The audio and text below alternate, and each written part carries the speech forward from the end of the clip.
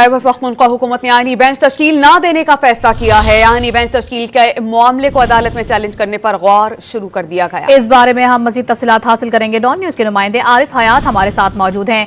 आरिफ, क्या तफसीलात हैं आपके पास?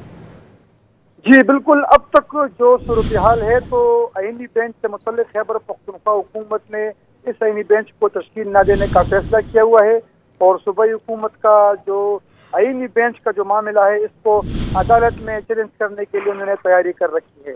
आईनी बेंच के मामले पर हुकूमत से राबिता किया तो वज़ीर कानून ने बताया कि आईनी बेंच तश्कील देने के मामले को हम पहले भी मुस्तरद कर चुके हैं और उसके बाद भी इसको मुस्तरद करेंगे। इसको रिजेक्ट किया हुआ है तो इससे मुतल्लिक कोई भी फैसला नहीं किया जाएगा और गौर किया जा रहा है कि इस मामले को हम अदालत में चैलेंज कर लें। आईनी बेंच हम तब तश्कील नहीं देंगे और इस हवाले से सूबाई असम्बली में कागजात पेश करनी होगी, लेकिन उस हवाले से भी हमारी कोई तैयारी नहीं है और हम इसको चैलेंज करने जा रहे हैं। जी बहुत शुक्रिया आरिफ आपका।